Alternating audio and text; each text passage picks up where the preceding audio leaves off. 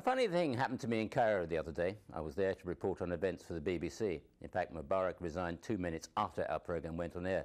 Must have been the final straw for him when we turned up. But that resignation, dramatic though it was not the most extraordinary part of the visit.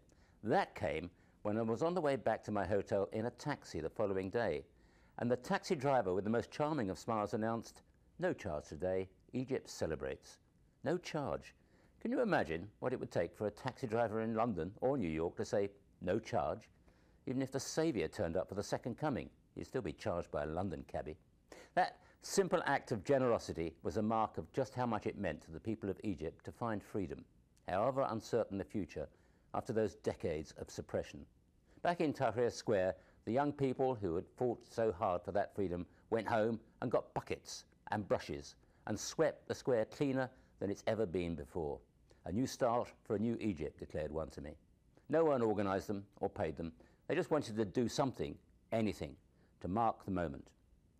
As I walked through the square on the next day, I was offered sweets and pastries by those who wished to celebrate. That extraordinary cry of elation, which rose from hundreds of thousands of throats on that amazing Thursday night, still seemed to echo around the square. And the expressions on the faces of those around me were of pure joy. It was a reminder of the value of what we have here in the West, of the value of those rights and liberties for which our ancestors fought and which sometimes we seem to dismiss so casually. For me, it brought back vivid memories as well. One night, not long ago, when I was in Washington, D.C., and a man called Barack Obama had just been elected president. Now, that election is, of course, a reminder that high hopes don't by themselves solve anything. In Egypt, the reality is that life will still be full of the same old problems, but one thing will never be the same there. The power is now with the people.